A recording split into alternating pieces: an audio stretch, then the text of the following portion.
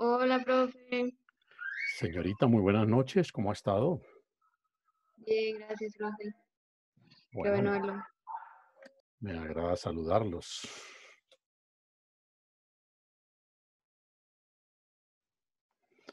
Bien, de nuevo muy buenas noches para todos. Un gusto poderme reencontrar con ustedes para, Buenas noches. ¿me decías? Bien, Buenas noches. bueno, Dije muy buenas buenas noches. noches, buenas noches. Les decía que un gusto poderme reencontrar con todos ustedes para proseguir esta actividad académica. eh, por demás, de manera muy juiciosa, ha venido cumpliendo la generalidad del estudiantado y eso pues es motivo de gran satisfacción para la institución, para sus directivos, para sus docentes, por supuesto. Vamos a ocuparnos esta noche del tercer gran tema, valga decir, de la tercera unidad que diseñamos para el programa del curso. Si ustedes revisan el programa que al comienzo esbocé y vamos a desarrollar a lo largo del semestre, pues el capítulo al que damos hoy inicio corresponde justamente al tercero de los grandes temas. Es el tema de los sujetos del derecho internacional. Para recapitular un poco, el primero de los grandes capítulos fueron los conceptos básicos del derecho internacional, donde hablamos de un sinnúmero de datos históricos, de los fundamentos del derecho internacional, de las clases de derecho internacional, en fin, aspectos todos relativos a lo que en el marco de las generalidades son los temas básicos del derecho internacional. El segundo de los grandes temas fue el que agotamos en la última clase, el de las fuentes del derecho internacional. Y hoy abrimos, digo nuevamente, el capítulo de los sujetos del derecho internacional. Nos vamos a ocupar en ese orden de ideas de, por supuesto, el concepto de qué son los sujetos de derecho internacional. ¿Qué clases de sujetos reconoce el derecho internacional?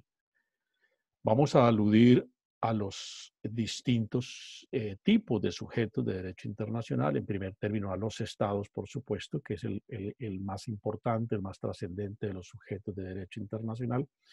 Y ahí nos vamos a detener un tanto para mirar, bueno, el concepto de Estado, los elementos que integran el concepto de Estado, pero esto es a título de mención porque es un capítulo que ustedes ya surtieron en sus cursos de teoría constitucional y seguramente de derecho constitucional colombiano en su primera parte.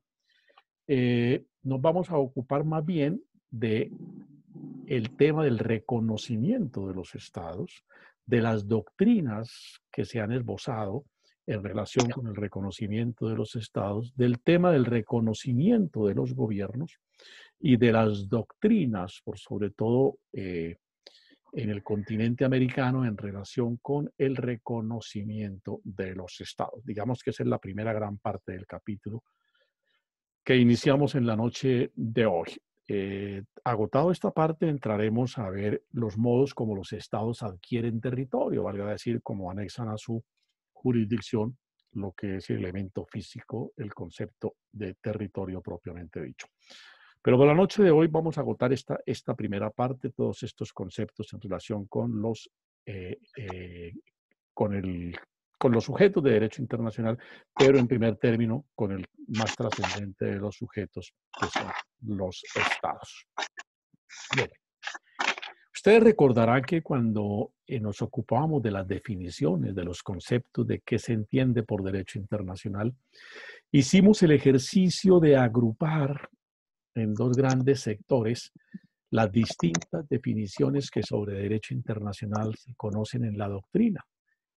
Y el ejercicio básicamente consistió en afirmar quiénes reconocen, o mejor, quiénes definieron el derecho internacional como aquel que regula las relaciones entre los estados únicamente, y la otra corriente doctrinaria, por supuesto, mucho más moderna, que da cabida en el derecho internacional no solamente a la regulación de las relaciones entre los estados por medio de tratados, sino entre otros sujetos de derecho internacional. Digo, da cabida en el derecho internacional con la calidad de sujetos del mismo a otros entes, a otros cuerpos de los que nos ocuparemos a renglón seguido. Entonces, decimos esas primeras definiciones, esas primeras corrientes clásicas del derecho internacional, afirmaban que los únicos sujetos del mismo eran los estados porque consideraban que eran los únicos entes que tenían la capacidad o la subjetividad jurídica internacional, elemento que es, por supuesto, imprescindible para poder actuar como tal en un concierto o en una comunidad. Y afirmamos al mismo tiempo que con posterioridad, pues corrientes mucho más amplias que entendieron que el derecho internacional iba más allá de la simple relación entre los estados, pues le dan obviamente participación a organizaciones internacionales que no son estatales como tal, y a otros sujetos del derecho internacional que sin tener la condición de estados propiamente dicho, tienen hoy en día un rol, se les reconoce como protagonistas del derecho internacional público.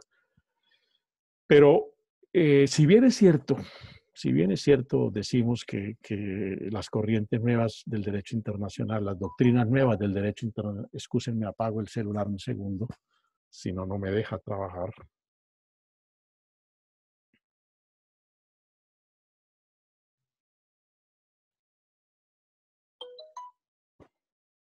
Bien. Decimos que si bien es cierto que hay corrientes nuevas que ampliaron el rol de sujetos de derecho internacional a otra serie de organizaciones, a otros entes, que bueno, no necesariamente son organizaciones supranacionales o internacionales como tal, otros entes de los que nos vamos a ocupar a renglón seguido, no es menos cierto que los estados pues siguen siendo los sujetos más importantes del derecho internacional. Son los que, entre otras cosas, digamos, con mayor frecuencia producen normatividad internacional. Y en tanto son los que más producen normatividad internacional, pues eso refleja que son los sujetos más importantes del derecho internacional. ¿En qué se expresa la afirmación o en qué se materializa la afirmación de que son los sujetos que más producen derecho o normatividad internacional? Pues porque están permanentemente suscribiendo, pactando, desarrollando tratados internacionales que, como vimos en la clase pasada, es una de las fuentes del derecho internacional. De manera que ese es un concepto que queda previamente definido. Sobre el particular, el profesor Walter Arévalo Ramírez, un ilustre profesor de la Universidad del Rosario. Permítanme si por acá tengo el texto de él. Sí, aquí está el texto de él, es un texto relativamente reciente, una visión un poco más dinámica, nueva, no tan tradicionalista del derecho internacional público. Es un conferencista internacional, entre otras cosas. Este libro es editado en España por Tirán Loblons, pero él es profesor de la Universidad del Rosario y es un gran investigador de temas de derecho internacional público. ¿Qué dice el profesor Walter Arévalo en relación con qué se entiende por sujetos del derecho internacional público? Entonces, el profesor Arévalo está definiendo los sujetos del derecho internacional público en los siguientes términos. Aquí está la definición de él en la página 49 de su obra. En el derecho internacional se le denomina sujeto de derecho o personalidad jurídica internacional a la entidad, ojo, que este es el elemento nuclear de su definición, a la entidad que tiene capacidad de participar en relaciones jurídicas, de contraer obligaciones, de ejercer derechos y sobre todo de ostentar la capacidad jurídica internacional o capacidad normativa internacional. La repaso más de corrido. Se denomina sujeto o personalidad jurídica internacional a la entidad que tiene capacidad de participar en relaciones jurídicas, de contraer obligaciones, de ejercer derechos y sobre todo de ostentar la capacidad jurídica internacional o capacidad normativa internacional. Para amplitud o para mejor claridad del concepto que da el profesor Arévalo Ramírez, define a su vez qué es capacidad jurídica internacional y afirma que por tal se debe entender la capacidad del sujeto para crear derecho. El Estado es un sujeto de derecho internacional en cuanto tiene la capacidad de crear derecho, en cuanto tiene la capacidad de celebrar tratados internacionales como Estado, que es, por consiguiente, como sujeto del derecho internacional. Bien, ¿qué clases de sujetos reconoce el derecho internacional público? Y ahí entonces afirmamos que el derecho internacional público, en primer lugar, volvemos a repetir lo que afirmábamos al comienzo de la charla. Los estados, por supuesto, tienen el primer lugar en ese podio, en ese sitial de los sujetos que conforman o que tienen la categoría de tal en el derecho internacional público. Los estados están, pues, digamos, en primer término, son los grandes sujetos del derecho internacional público. No demerita a los otros, pero, por supuesto, históricamente, porque fueron los primeros sujetos, por mucho tiempo fueron los primeros sujetos, al punto de que, como lo repasábamos al comienzo de esta charla, muchos doctrinantes entendieron que el marco del derecho internacional no era otra cosa distinta que regular las relaciones entre los estados y que el derecho internacional no iba más allá de los estados. Un segundo sujeto internacional es lo que la doctrina denomina los sujetos atípicos. No son estados, pero parecen como estados, dirían los romanos, cuasi estados. No son estados como tal.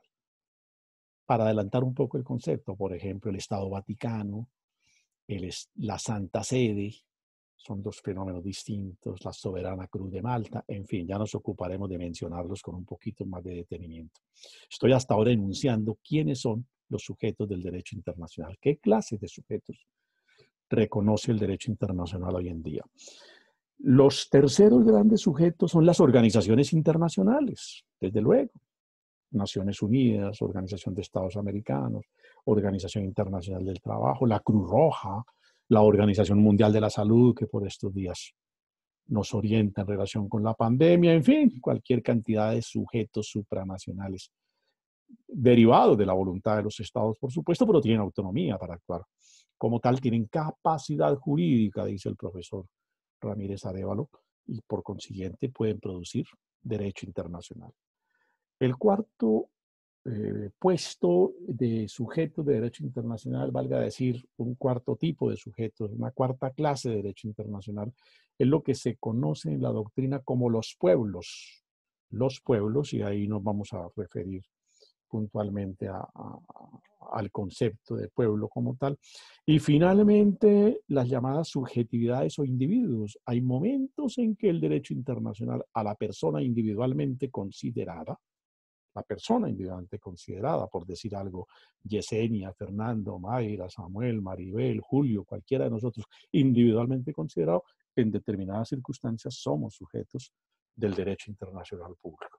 Lo que hace 100 y pico de años, es decir, por allá en los tiempos de don Andrés Bello, con quien abrimos el capítulo de las definiciones del derecho internacional, era absolutamente inconcebible. Hoy en día, por supuesto, el individuo puede tener un grado de protagonismo tal en el concierto internacional que en determinadas circunstancias, decimos, de las que nos ocuparemos en su momento, puede tener el rol, la categoría, la calidad, la condición, ser objeto de reconocimiento como sujeto del derecho internacional público. ¿Alguna pregunta hasta el momento? ¿Claro todo? Sí, profe. Bueno, Sí, doctor. bueno. Entonces ocupémonos del primero de los grandes sujetos, los estados. En relación con los estados, la exposición va a ser supremamente corta. Y ya les voy a decir por qué. Tradicionalmente, la teoría del Estado y todas las disciplinas afines a la teoría del Estado, qué sé yo, el derecho constitucional, en fin, todas esas, entre comillas, ciencias jurídicas, se han encargado de perfilar los elementos básicos que integran el concepto de territorio de Estado. ¿Quién recuerda cuáles son esos elementos que integran el concepto de Estado? ¿Quién los recuerda? ¿Alguno de ustedes? ¿Quién recuerda cuáles son los elementos? ¿Territorio hace parte? Doctor, El territorio, población, territorio y soberanía. el territorio, bueno, digámoslo si quiere de una manera un poco más ordenada y con mayor propiedad conceptual, pero sin duda que ustedes han atinado en la idea. El primero de los elementos es un elemento humano. Un elemento humano que está conformado por un concepto, por algo que se llama población, ¿sí? Por la población. Sí. Población en un estado, a su vez, que está integrada por el concepto de nacionales y de extranjeros. Recuerden toda esa regulación que trae la Constitución colombiana por ahí en los artículos 96 y siguientes en relación con los nacionales, los extranjeros, nacionales que pueden ser por nacimiento, por adopción, extranjeros, que no son extranjeros, que son personas que no tienen la calidad o la condición de nacional del Estado, desde luego. Ese es el elemento humano que se materializa en el concepto de población, población que a su vez puede estar integrada por nacionales, nacionales que lo pueden ser por nacimiento, por adopción, y el concepto de extranjeros. El segundo de los grandes elementos es un concepto físico.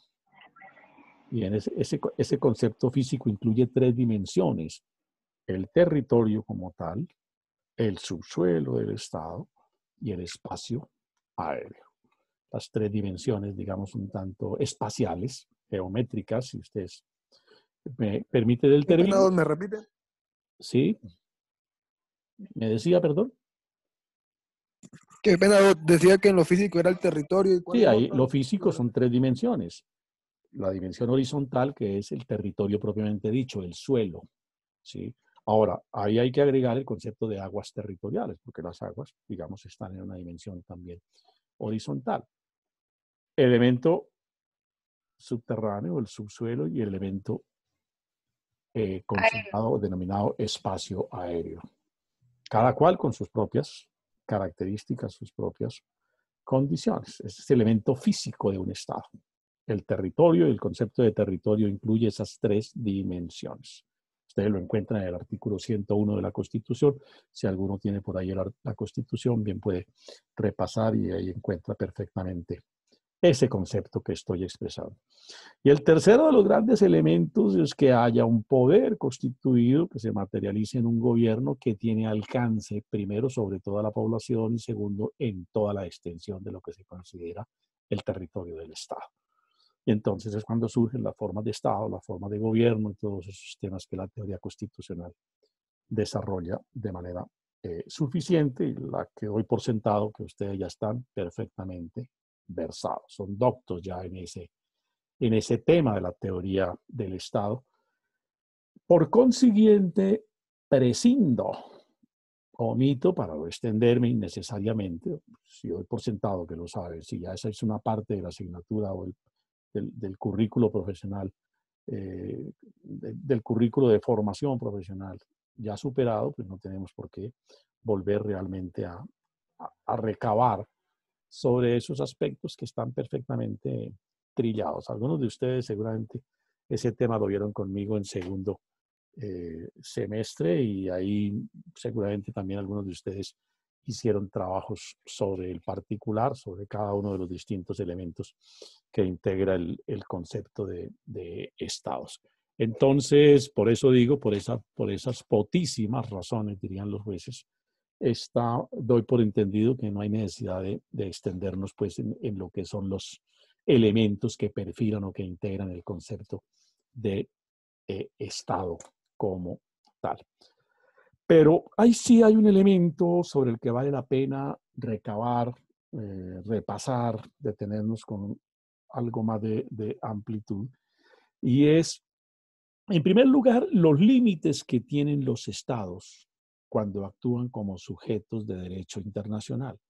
Y hay que afirmar que los estados, cuando actúan como tal, encuentran dos tipos de límites: los límites materiales y el límite de la legalidad. Dos tipos de límites tiene el Estado cuando actúa como sujeto de derecho internacional. Pues ya sabemos que es Estado, aquel ente que perfila los tres elementos. Para poder hablar de Estado, decíamos hace un instante, pues se entiende como tal la existencia simultánea de un elemento humano asentado en un territorio que tiene estas características, sobre la cual opera un poder o un gobierno constituido. Bien, entonces, cuando el Estado actúa en el concierto internacional, como sujeto que es del mismo, encuentra dos tipos de límites. El primero, lo que llama la doctrina el límite material. El Estado debe actuar con otros Estados, porque en el concierto internacional pues, se relaciona, es con otros Estados. Aquí pudiésemos tratando de hacer un símil con la teoría de Aristóteles de que el hombre se interrelaciona con otros hombres, pues los Estados se relacionan con otros Estados. Desarrollan su condición de sujetos del derecho internacional cuando interactúan con otros sujetos del derecho internacional. ¿Cómo interactúan? A través de la celebración de tratados, que es lo que le permite,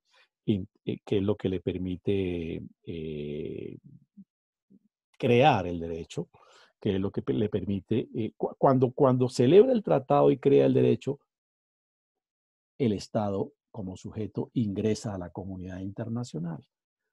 No se es sujeto mientras no actúe dentro de la comunidad internacional, y actúa dentro de la comunidad internacional cuando celebra acuerdos que tienen connotación internacional, básicamente cuando realiza tratados con otros estados que tienen a su vez también la calificación o el reconocimiento como sujetos del derecho internacional. Entonces, el límite material pues, se expresa básicamente en ese concepto de que solo es posible actuar a través de la celebración de estados.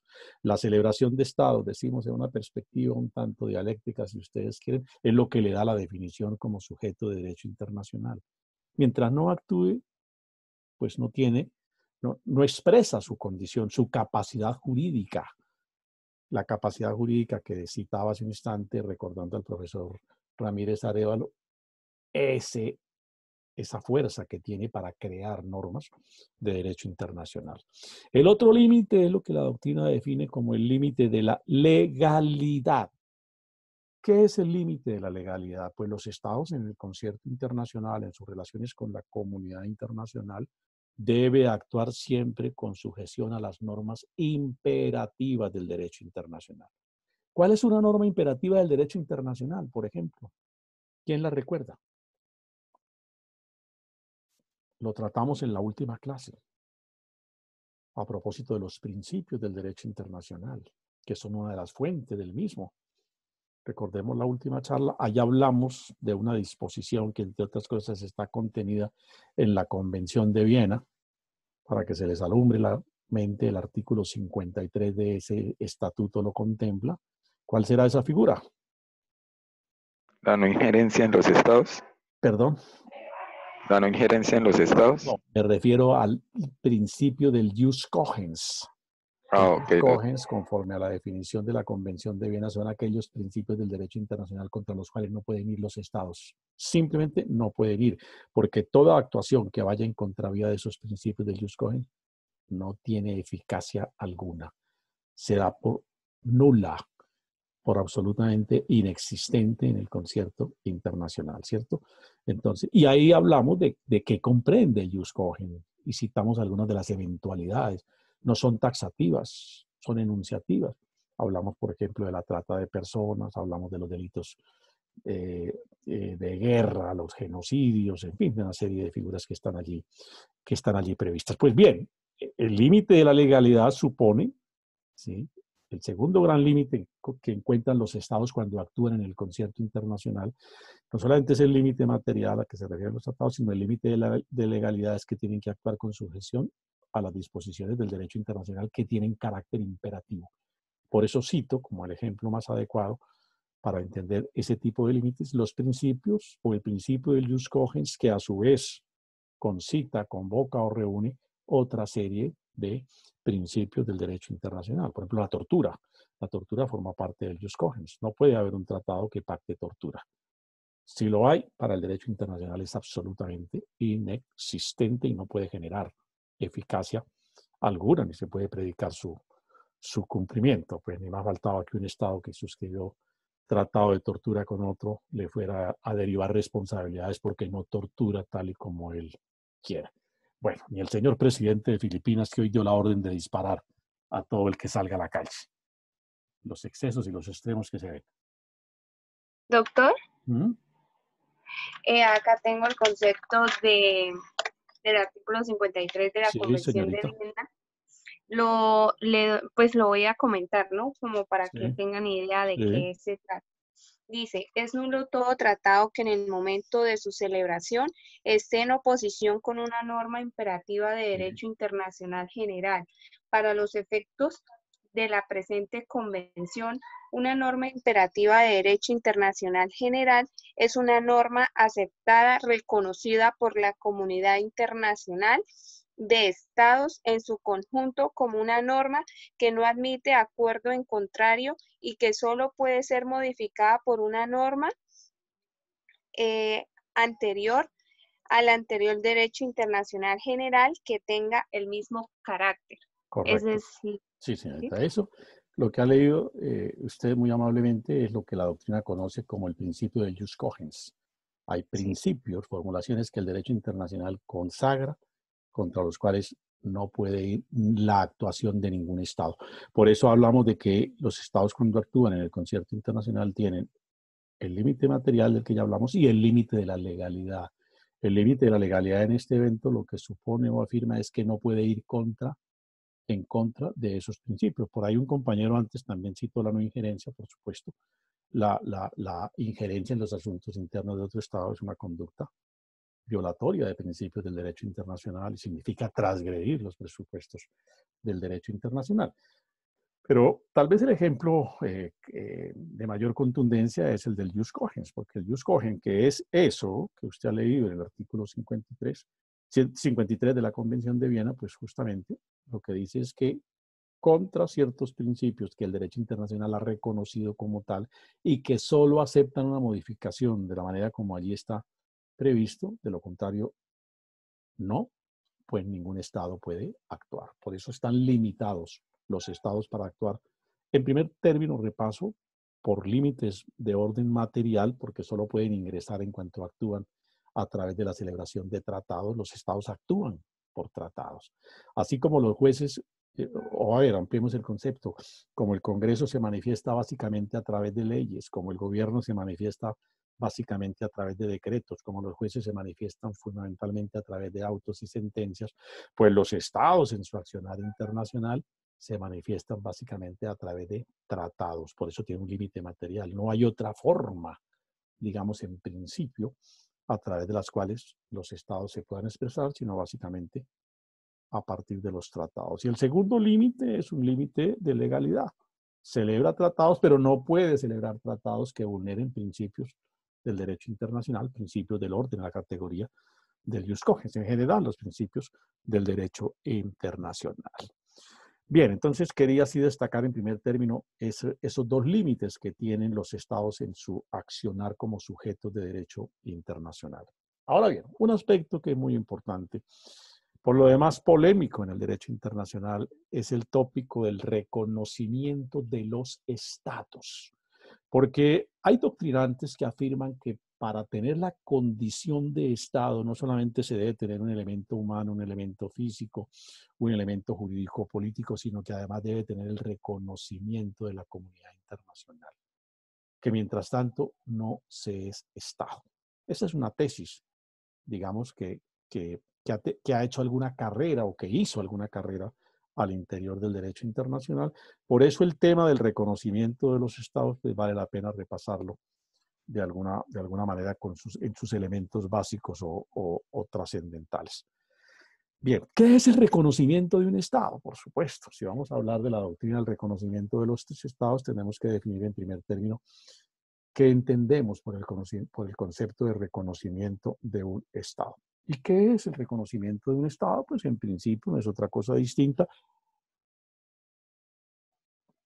que un acto unilateral. Es un acto unilateral por el cual cada uno de los demás estados, de los que forman parte de la comunidad internacional, declaran, es una declaración que puede ser de dos vías, ¿no?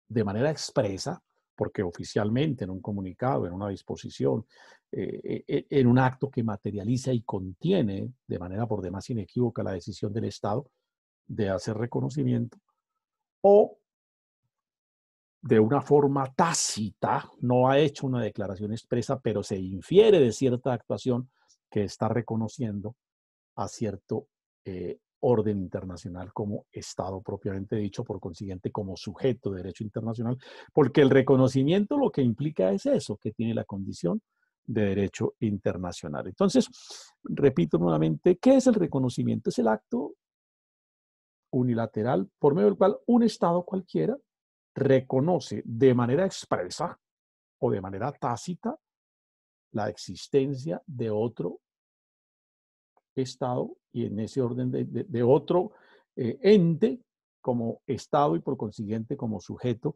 de derecho internacional. ¿Qué implica el reconocimiento? Pues cuando a uno lo reconocen como algo, ese reconocimiento conlleva el que puede ejercer derechos y a su vez que del reconocimiento se derivan también algunos deberes de comportamiento, de actuación, en este caso de los estados frente a la comunidad internacional. Los derechos y los deberes, ustedes lo saben por su doctrina, eh, forman una unidad.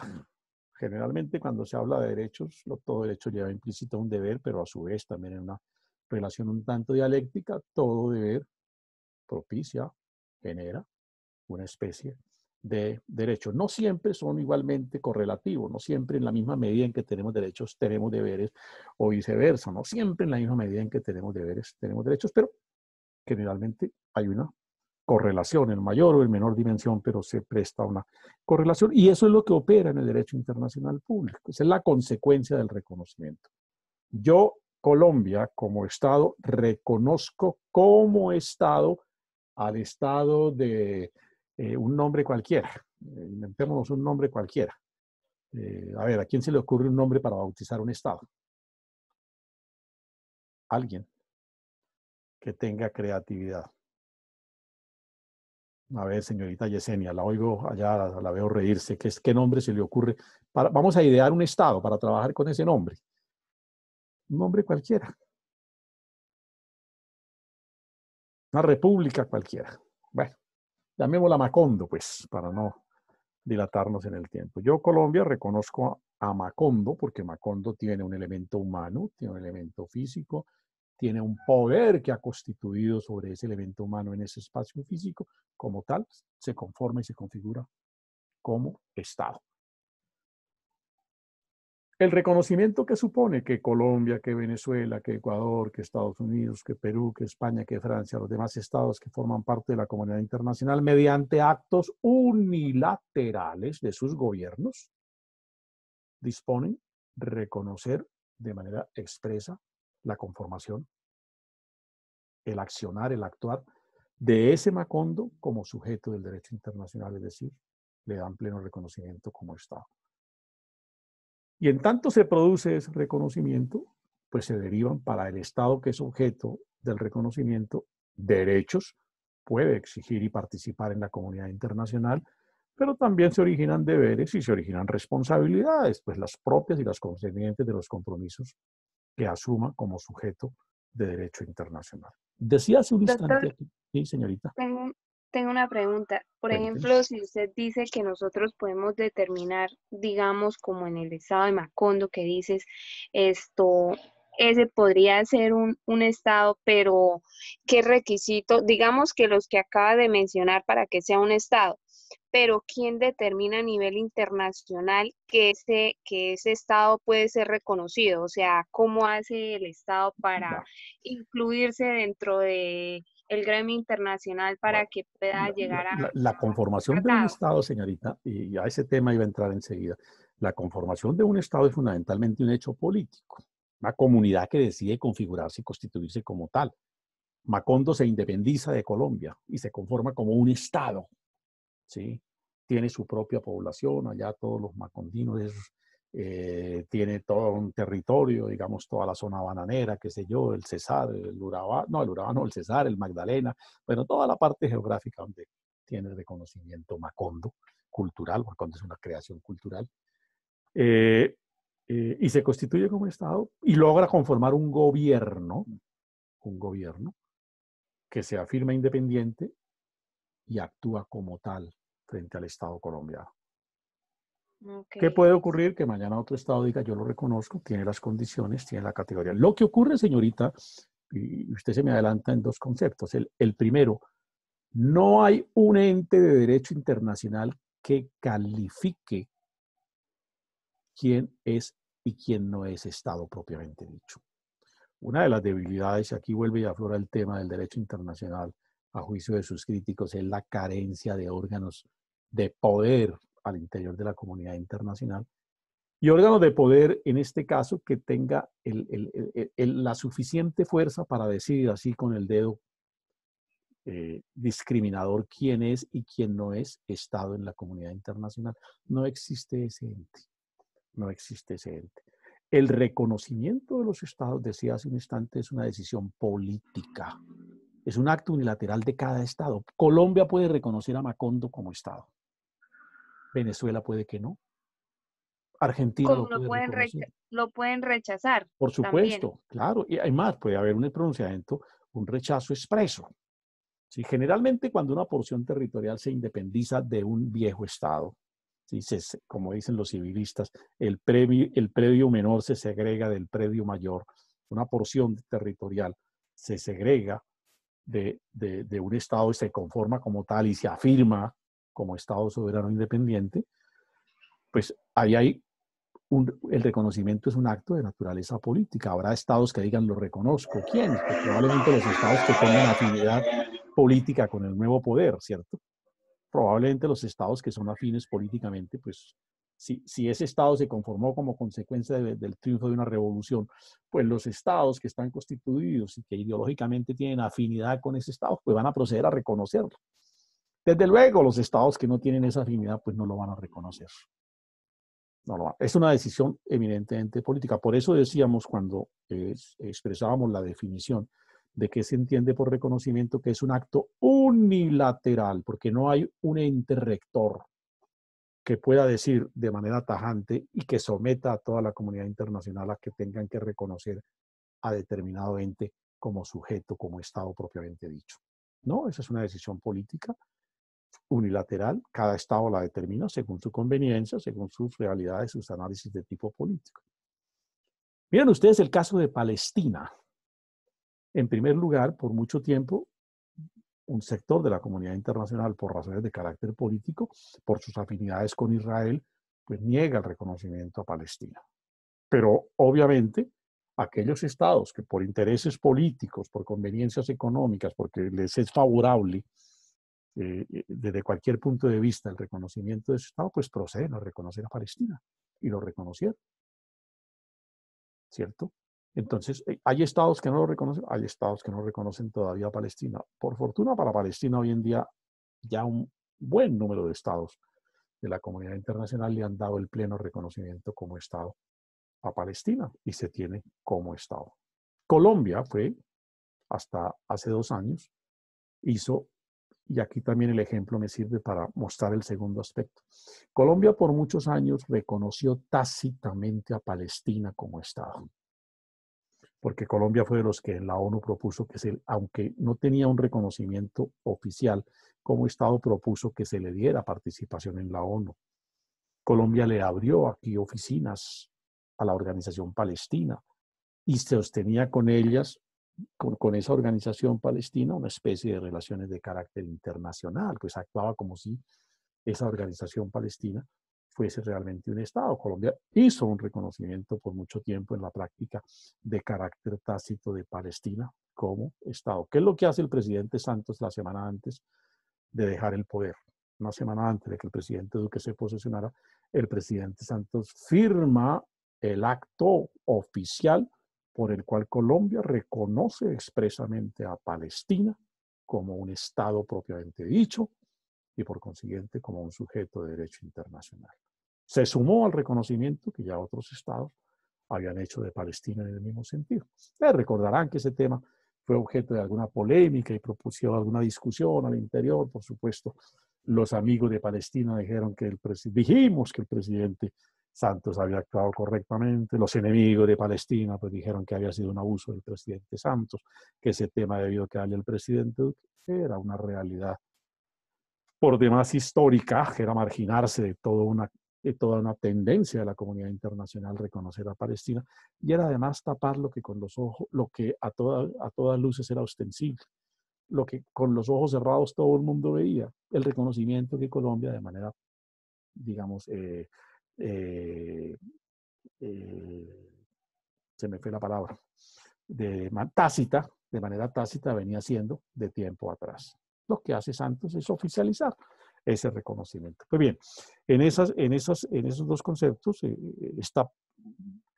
ha sido oportuno este caso de Palestina para expresar lo que es el reconocimiento del Estado y las formas de reconocimiento, que pueden ser formas expresas, digo, cuando hay un acto oficial que así lo declara, y puede ser tácita cuando el Estado, con su comportamiento, deja ver que le da un trato de Estado así expresamente, no haya proferido un reconocimiento en ese sentido.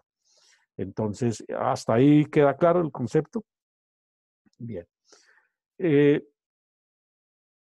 Bueno, ya dijimos que no hay, por las características del derecho internacional, no hay un ente que tenga un ente con el poder suficiente en el concierto internacional como para calificar o descalificar quién es sujeto de derecho internacional, quién tiene la categoría o la condición de Estado. Eso es casi utópico pensar que ello pueda llegar a existir porque los estados son, la formación de los estados es fundamentalmente un proceso social y político, más que jurídico. Un estado, una sociedad, un pueblo, una tribu, qué sé yo, un conglomerado humano que asentado en una determinada porción, por la toma de una decisión de carácter político, decide constituirse o configurarse como tal, ¿sí? Entonces, los estados, en tanto profieren un acto unilateral para hacer el reconocimiento, pues actúan soberanamente. La decisión de reconocimiento de un estado, insisto, como quiera que no hay un ente internacional que diga quién es estado, el reconocimiento es un acto que nace de la soberanía, de la voluntad política de cada estado. Y aquí vuelvo un poco a lo que decía hace un instante.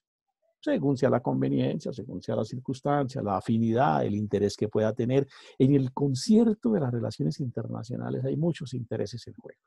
Hay una infinidad de intereses en juego. Vean ustedes el caso de Venezuela en este momento. El caso de Venezuela en este momento es preocupante para el gobierno del señor Maduro, porque no solamente, digamos, las circunstancias económicas, la caída del precio del petróleo, que el petróleo, como se dice popularmente, regalado y es caro, Venezuela vive su miseria de lo poco que le queda del petróleo, en una circunstancia de aislamiento internacional, y sus grandes aliados comienzan a retirarse. Ya las grandes compañías o alguna gran compañía petrolera que ahora le da al gobierno venezolano de origen ruso, armó maletas y se trasladó. Y toda esta presión que viene haciendo el gobierno americano, el señor Trump, de manera un tanto abusiva y un tanto imperialista, como es lo característico, pero eso expresa un grado de debilidad del gobierno venezolano.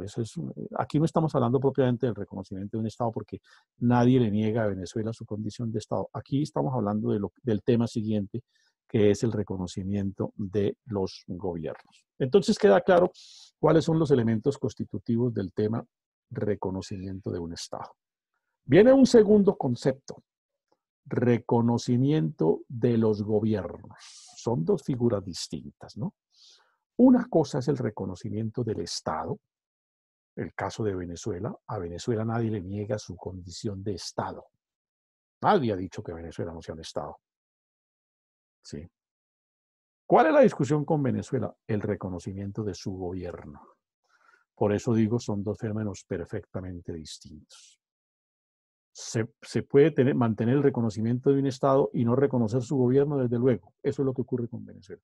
¿Se puede no reconocer un Estado y a su vez no reconocer un gobierno? Claro, puede darse simultáneamente esa doble condición. Generalmente cuando un Estado se conforma como tal, se independiza o emerge como tal en la comunidad internacional, puede que algunos Estados, por discrepancias ideológicas, por razones de cualquier orden, en relación con el proceso de conformación y de independencia y de soberanía de ese nuevo Estado, pueda que diga que no lo reconoce como Estado y por supuesto que no reconoce a su gobierno. Lo que no puede existir es que yo reconozca el gobierno pero no reconozca el Estado, porque eso sí sería absolutamente carente de todo sentido. Entonces la figura tiene, puedo reconocer el Estado y puedo reconocer su gobierno, es posible.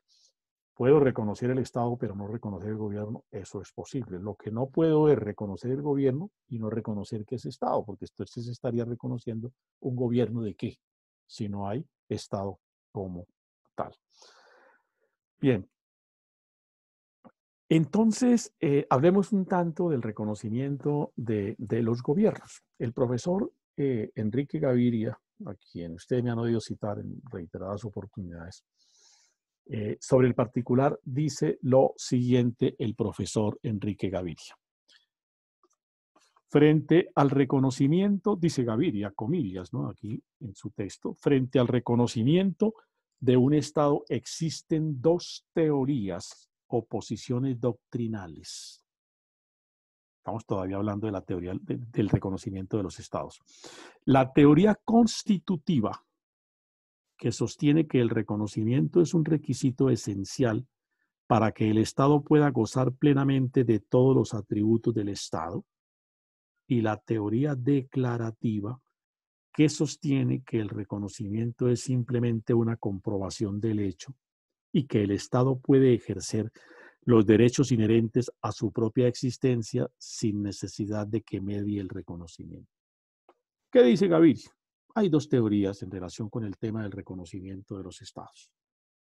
Una, la teoría que la doctrina denomina la teoría constitutiva.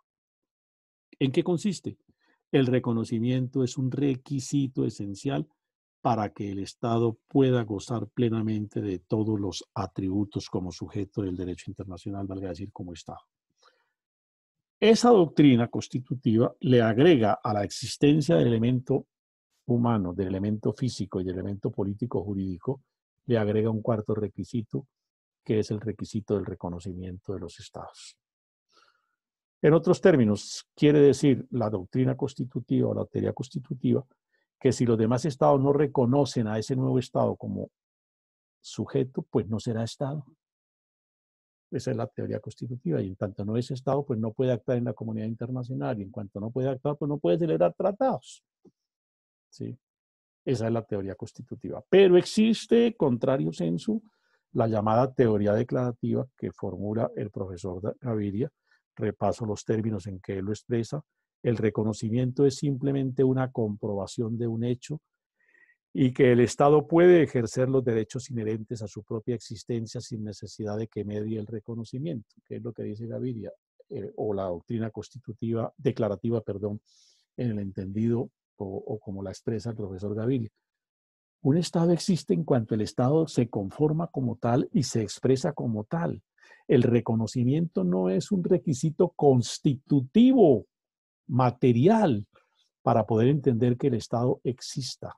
El reconocimiento en la propia expresión del profesor Gaviria en la definición es simplemente la comprobación de un hecho. Van y miran, se conformó, sí, mira, se independizó, sí, tiene un gobierno propio, sí, actúa soberanamente, sí. Listo, pues es un Estado. Es un Estado. No se requiere como tal que los demás estados lo reconozcan para que tenga vida como Estado, sino lo que hacen los demás estados es simplemente ir a mirar. Miran, sí, tienen presencia de Estado. No es imprescindible para que yo exista como Estado que los demás me den vida. Nadie, en el marco de la teoría declarativa, nadie me da oxígeno para vivir como Estado. Yo tengo mi propio oxígeno, yo vivo como tal. Ese oxígeno me da independencia y me da conformación como sujeto de derecho internacional. No necesito que los demás estados me reconozcan. Otra cosa es que quieran celebrar o no quieran celebrar tratados conmigo, pero yo, en tanto tengo y me he conformado y me he declarado como tal, y actúo soberanamente como tal, pues soy Estado. No me importa, hablo como si yo fuese un Estado, que los demás me reconozcan o no.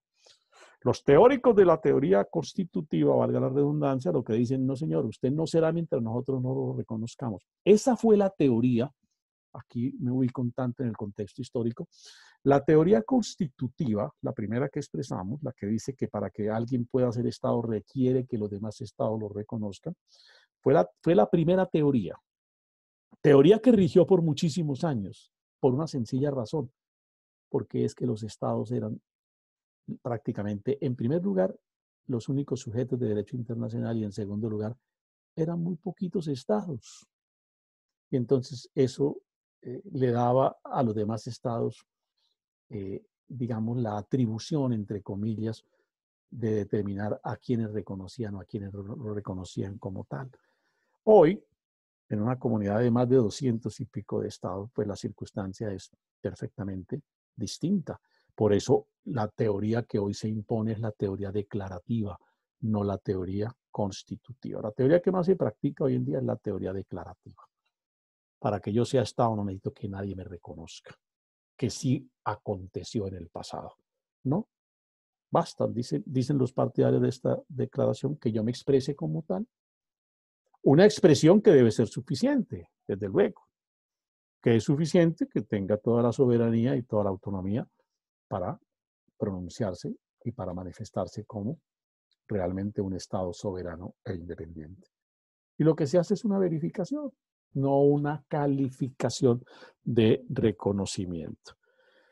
Bien, entonces, digamos que esos son como los elementos trascendentes, básicos del tema del reconocimiento de los estados como sujetos de derecho internacional. Formas como, pero ahora sí hablemos un poco del reconocimiento de los gobiernos, que es un segundo gran aspecto en relación con el reconocimiento de los estados. Aclarando, por favor, aclarando con suficiencia, hago raya meridiana en relación con los dos temas. Una cosa es el reconocimiento de los estados y otra cosa es el reconocimiento de los gobiernos. Si en gracia de discusión uno preguntara mañana en un examen, dígame, hábleme del reconocimiento de los estados, cuáles son las teorías en relación con el reconocimiento de los estados, pues no confundir con las teorías en relación con el reconocimiento de los gobiernos, porque son dos fenómenos perfectamente diferentes. Era lo que expresaba hace un momento. Puede haber reconocimiento de Estado y de gobierno, claro, ¿qué es lo que opera generalmente en la comunidad internacional? Pues nosotros reconocemos al gobierno del Perú, al Estado peruano, y reconocemos su gobierno. Es como lo natural, es lo consustancial. Por alguna coyuntura política, yo reconozco que Perú existe, sí, pero puede que no reconozca el gobierno. Cuando el golpe de Allende en Chile, que ustedes no vivieron porque ustedes son supremamente jóvenes, pues buena parte de la comunidad internacional, obvio, reconocía a Chile como Estado, ni más faltaba que no, claro. ¿Reconocen a Pinochet como su gobernante? No. Sí.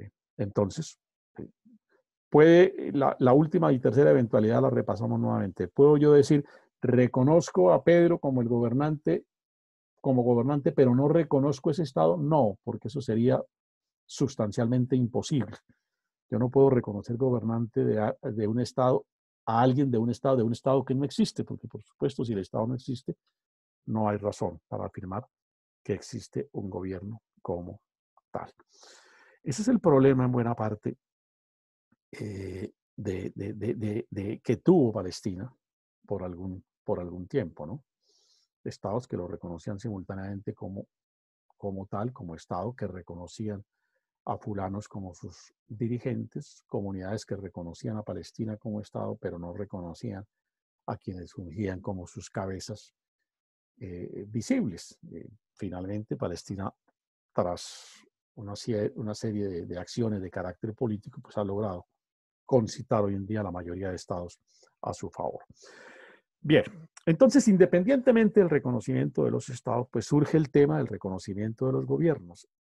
¿Qué es el reconocimiento de los gobiernos? ¿O a qué vamos cuando aludimos al tema del reconocimiento de los gobiernos? Es básicamente a examinar o a plantear la posición de un Estado frente a la legitimidad del gobierno de otro Estado.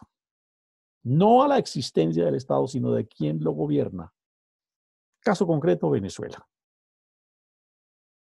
Venezuela es objeto de desconocimiento por un buen número de estados de su gobierno. ¿Alguien ha dicho que Venezuela no existe? No. Pero sí hay un buen número de estados que dicen no reconocemos ese gobierno. Por el contrario, reconocen a otro señor que tampoco gobierna. Pero bueno, formalmente ese grupo de estados reconocen a un tercero como el gobernante. No es lo importante. Lo importante no es que se reconozca a otro como gobernante, sino desconocer a quien dice ejercer el poder o reconocer a quien dice ejercerlo. Por eso digo yo, uno cuando habla de reconocimiento del gobierno, simplemente se trata de conocer, de mirar, de examinar ¿Cuál es la posición de un gobierno, de un Estado frente al gobierno de otro Estado? Aquí surgen dos conceptos, jóvenes. El concepto de los gobiernos de jure, los gobiernos de derecho, y los gobiernos de facto, los gobiernos de fuerza o los gobiernos de hecho. ¿Sí? Los gobiernos de hecho. Los gobiernos de jure, pues obviamente son los que se... ¿Cuándo un gobierno es de derecho? Pregunto al grupo. ¿Cuándo un gobierno es de derecho? ¿Cuándo una cosa es de derecho en términos generales? ¿Cuándo una cosa es de derecho? Cuando se realiza basándose en la legalidad, en la norma. Correcto, correcto. ¿Quién me habla, por favor? ¿Quién me habla? Eibar Flores. Ay, me place saludarlo, Eibar. Efectivamente, recuerden un poco la teoría positivista, recuerden a su amigo Hans Kelsen. La eficacia de la norma jurídica pasa porque se cumplan los procedimientos y las formalidades que se han establecido para la elaboración o expedición de esa norma jurídica. Una norma jurídica vale como tal, tiene eficacia, se afirma como cierta, ¿sí? Se predica y se exige su contenido en cuanto la norma haya cumplido el procedimiento que tiene establecido como tal para su expedición. Pues bien, los gobiernos de derecho, digamos, siguiendo un poco el marco teórico kelseniano, son aquellos gobiernos que se constituyen en primer lugar y en segundo término ejercen. Yo llego al poder, yo me conformo, a mí me constituyo como gobierno, cumpliendo los procedimientos que están establecidos para que me pueda constituir como tal. Y el segundo elemento es que yo me posesioné hoy, pero yo tengo que ejercer mi función conforme igualmente a las maneras, a las formas, a la normatividad que me indica cómo debo ejercer ese poder.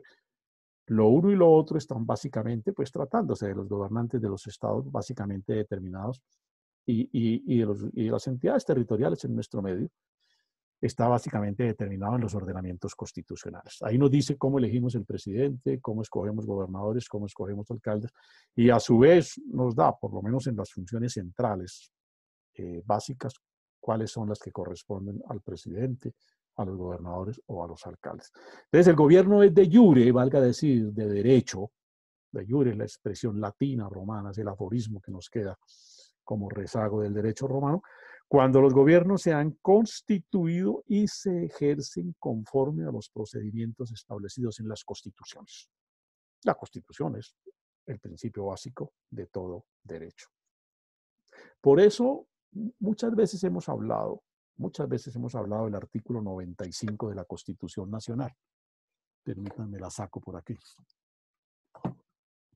¿Qué dice el artículo 95 de la Constitución? Estoy seguro que esta norma la hemos repasado, que ustedes por demás la tienen clara, pero no sobra que la recordemos. Artículo 95. Sí, hágame el favor, señorita, y me ayuda con su lectura, es tan amable. Listo, dice. De los deberes y obligaciones. La calidad de colombiano enaltece a todos los miembros de la comunidad nacional. Todos Sí. están en el deber de engrandecerla y dignificarla. El ejercicio de los derechos y libertades reconocidos en esta Constitución implica responsabilidades. Toda persona está obligada a cumplir la Constitución y las leyes. Son deberes de la persona y del ciudadano. El numeral tercero, señorita, el numeral tercero. Ok. Respetar y apoyar a las autoridades democráticas legítimamente constituidas para mantener la independencia y la integridad nacional. Suficiente, muy amable, le agradezco. El deber nuestro compromiso, es el reconocimiento de las autoridades de los gobiernos democráticamente, legítimamente constituidos. No tenemos el deber, no nos obliga a reconocer a los gobernantes que no se han constituido como tal siguiendo los procedimientos democráticos y la legitimidad que le da el hecho de que el procedimiento esté consagrado en el ordenamiento constitucional del Estado.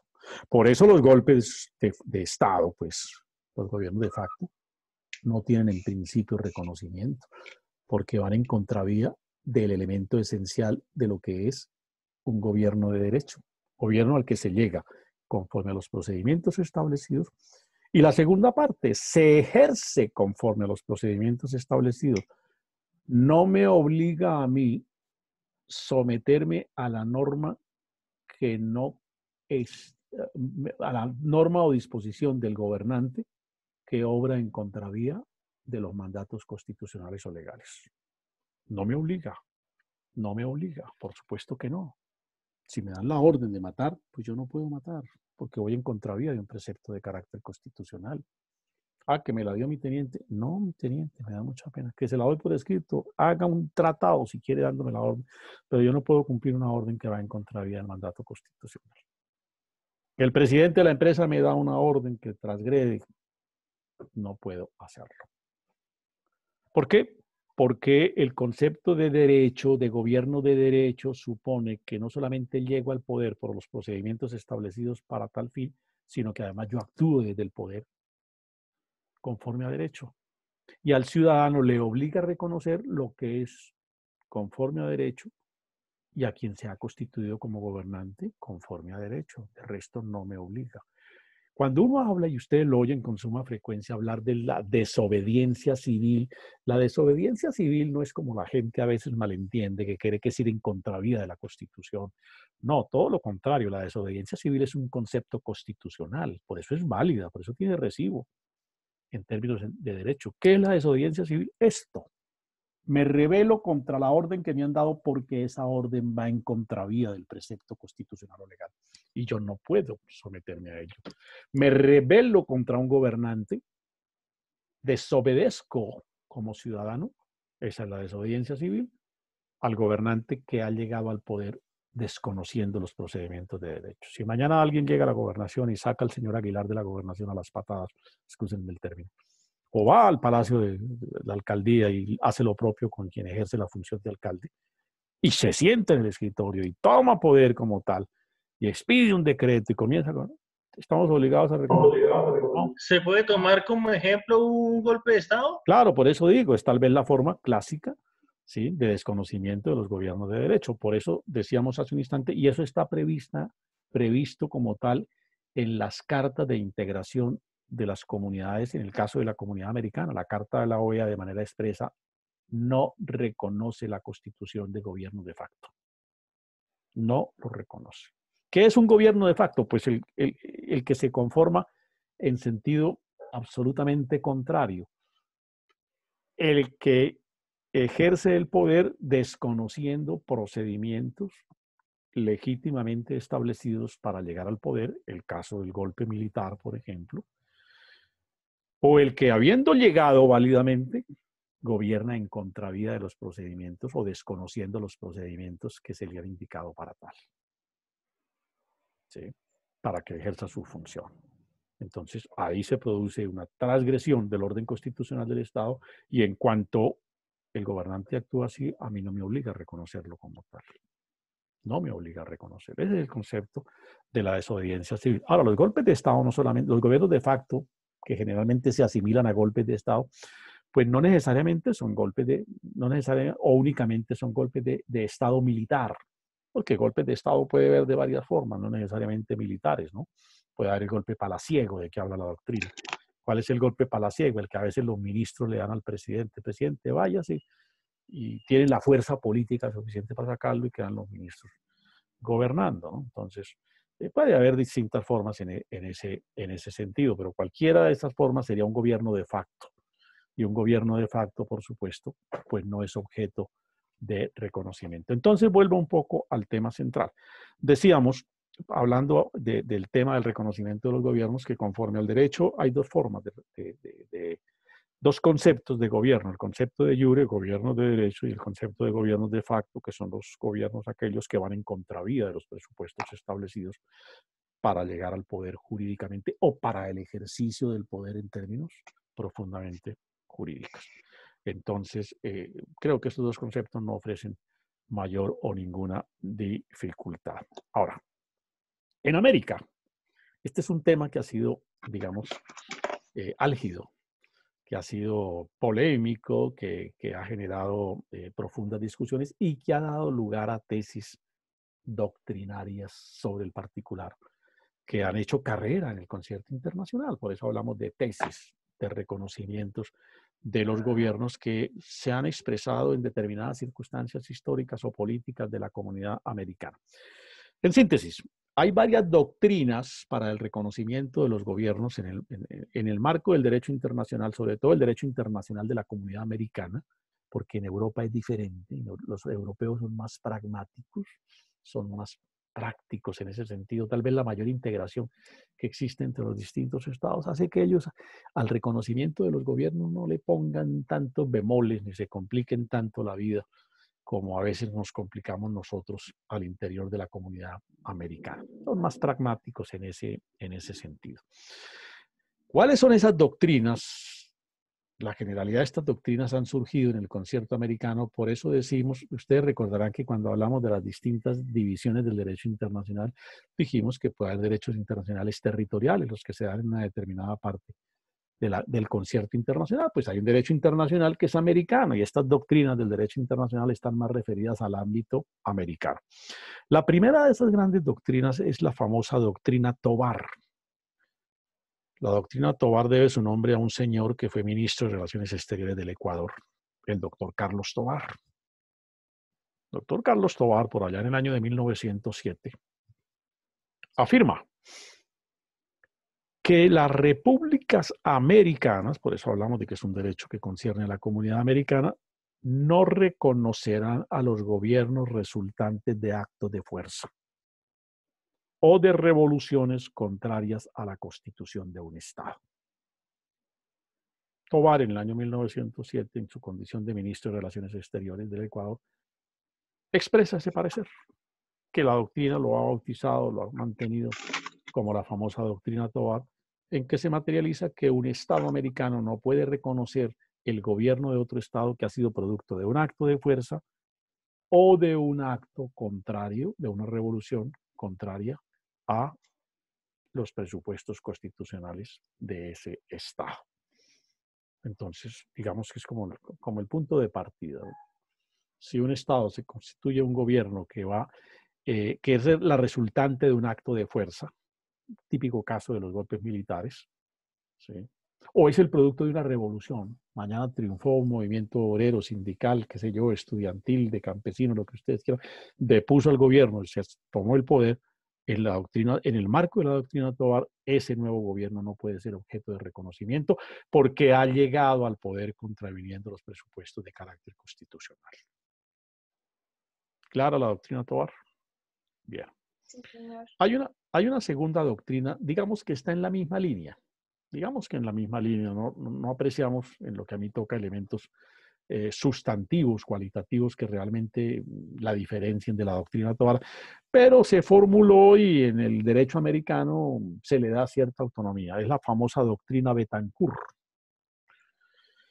formulada por el entonces presidente de Venezuela, el señor Rómulo Betancourt. Rómulo Betancourt es uno de los grandes protagonistas de Venezuela de los años 40 y 50, es de los que enfrenta la dictadura del señor Gómez en Venezuela y después enfrenta la dictadura del señor Jiménez, ¿sí? Es de los que propende por el tema de república en la concepción liberal, en el marco del Estado de Derecho, en el marco de la democracia, y es uno de los grandes líderes de la Venezuela del siglo XX, ¿no? De hecho, es presidente cuando Venezuela, cuando se cae el gobierno de Pérez Jiménez en Venezuela, que cae el 23 de enero de 1957, 58, algo así, que es fiesta nacional en Venezuela por lo demás. Se produce, el país es convocado a elecciones y Venezuela elige presidente al señor Rómulo Betancourt, un prócer de Venezuela, pues de esos protagonistas de la política nacional que se inmortalizan, y era el llamado, pues lideró todo el proceso de enfrentar la dictadura venezolana de tantos años. Y finalmente pues es ungido y es elegido presidente para iniciar lo que Chávez después llamó un tanto despectivamente la Cuarta República, ¿sí? Chávez hablaba de que él era otra república, porque era otra constitución, otra realidad, otro ordenamiento. Y Chávez despotricaba pues contra la República Liberal que inaugura el señor Betancourt en su condición de presidente de Venezuela, cuando Venezuela deja atrás un golpe de Estado. Para entender un poco toda esta carreta que estoy echando, pues es un poco lo que vivimos en Colombia cuando se cae Rojas Pinilla y nosotros volvemos a la vida institucional, aquí mediante un mecanismo del plebiscito que nos permitió restablecer el orden constitucional, creamos el Frente Nacional y elegimos a alguien, si se quiere, de la misma dimensión del señor Betancourt. Personalmente creo que tenía más dimensión Alberto Lleras, ¿sí? Sin demeritar al señor Betancourt, que es uno de los grandes protagonistas de la política latinoamericana en el siglo pasado. Pues bien, el señor Rómulo Betancourt, entonces, por supuesto, de manera mucho más puntual, dice, él no se limita al no reconocimiento de los gobiernos resultantes de golpes militares, sino que él dice que un gobierno no se puede reconocer cuando ha sucedido un hecho de facto hasta tanto no haya una decisión soberana del pueblo que reorganice el Estado de manera constitucional. Y es apenas obvio y entendible que estas declaraciones las de don Rómulo Betancourt, pues porque él enfrenta una dictadura y él lo que hace es volver a restablecer lo que llamamos la vida constitucional y democrática de su Estado, ¿no? A partir del 23 de enero de 1958, cuando él es elegido presidente de Venezuela. Bien, la tercera gran doctrina es la llamada doctrina Estrada. Doctrina Estrada. Las doctrinas deben generalmente su nombre a quienes las formulan, a quienes las exponen, ¿sí? La doctrina Estrada se le debe a un señor llamado Genaro Estrada, que era también ministro de Relaciones Exteriores en México por allá en el año de 1930. En México no se dice ministro, sino secretario de Relaciones Exteriores, como en los Estados Unidos. Secretario de Estado, ya no hablamos de ministro, sino de secretario de Estado. Pues bien, don Genaro era para la época, en los años 30, el secretario de Relaciones Exteriores, digo, el equivalente al ministro en nuestro medio. Y entonces él plantea una tesis. ¿Cuál es la tesis del señor Estrada, miembro del gobierno mexicano?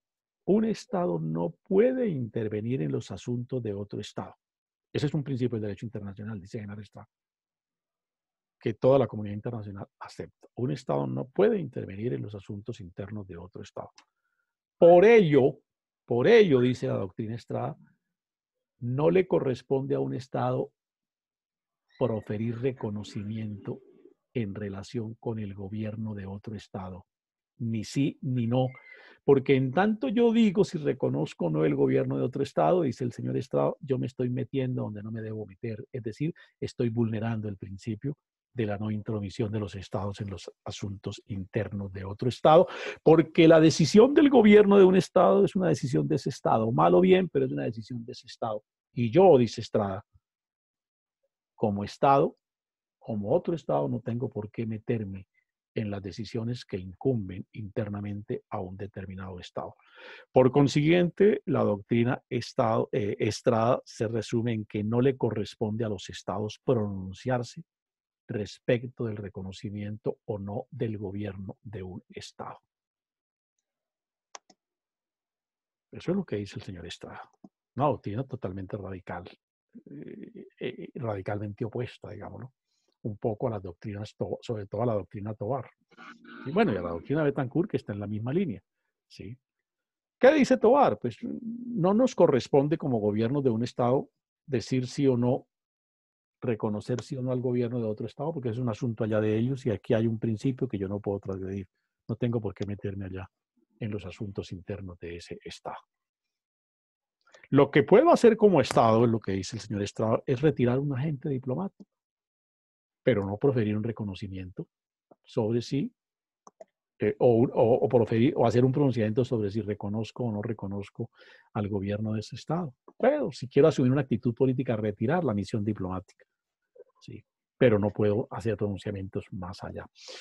Esta doctrina de México es la tesis que México viene manteniendo desde 1930. Y en eso México, en el concierto de la comunidad americana, tiene una política totalmente distinta. Lo caracteriza esa línea que la ha mantenido desde entonces de manera uniforme.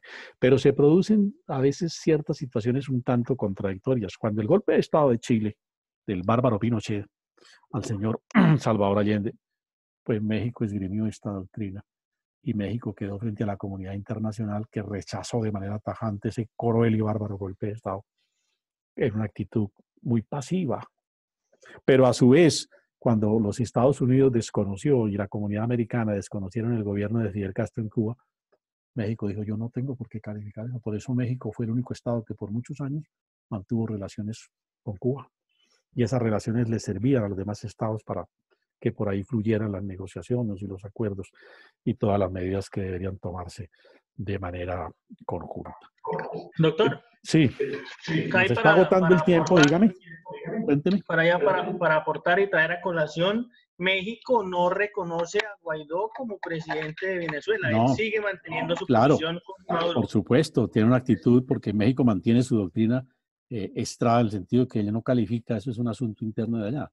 Sí, ese es un asunto interno de Venezuela y yo no tengo por qué, dice México, decir quién es allá el presidente o no. México dice, lo que ha pasado es que los otros gobiernos se han metido en los asuntos internos de Venezuela al desconocer a Maduro y reconocer a un señor llamado Guaidó. Esa es en síntesis la situación que actualmente se plantea. Bien, jóvenes, ¿alguna otra pregunta, alguna otra inquietud sobre estos temas que son por lo demás bastante interesantes y de hecho supremamente polémicos? ¿Ninguna inquietud?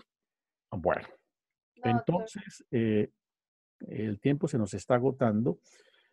Como nos vamos a ver dentro de 15 días, porque la semana... no, mañana tenemos clase, ¿no? Mañana tenemos clase. Bueno, entonces mañana continuamos el tema. Mañana continuamos el tema y mañana indicaremos algún ejercicio que vamos a dejar para tenerlo como criterio también de evaluación. Mañana lo expresaremos un ejercicio muy sencillo, aquí ya se me anticipó, creo que fue nuevamente Eida, con el concepto, con el aporte que nos hizo en relación con la posición de México frente a Venezuela. Pero mañana continuamos desarrollando este tema, mañana hablaremos de la manera como los estados adquieren el territorio y si hay antes alguna inquietud en relación con el reconocimiento de los estados o con el reconocimiento de los gobiernos, pues por supuesto lo absolveremos oportunamente. ¿Preguntas? ¿Ninguna? no, doctor. Doctor, a mí no me quedó muy claro la segunda doctrina. ¿Cuál Qué doctrina?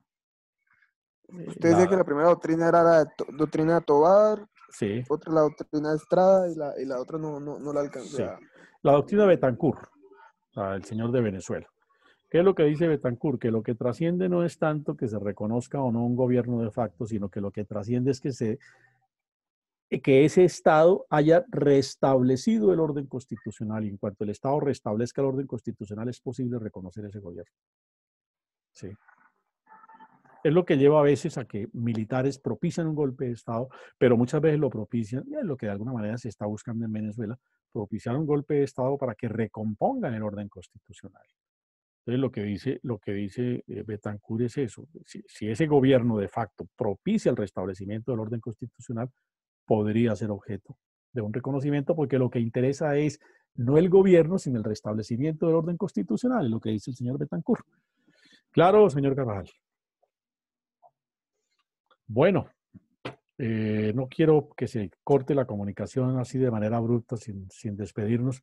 Entonces quedamos citados para mañana a la misma hora, 8:30. O ustedes pueden más temprano, no sé, es que creo que el profesor anterior termina más o menos a esta hora la clase. Entonces nos citamos para las 8:30 de la noche, tal y como el horario lo tiene establecido. Y continuamos dándole desarrollo a este tema. Mañana indicaremos acerca de un ejercicio que vamos a dejar como uno de los ingredientes o uno de los componentes de la nota correspondiente al segundo corte. Bueno, jóvenes, les agradezco muchísimo su participación, su interés, su presencia en la clase.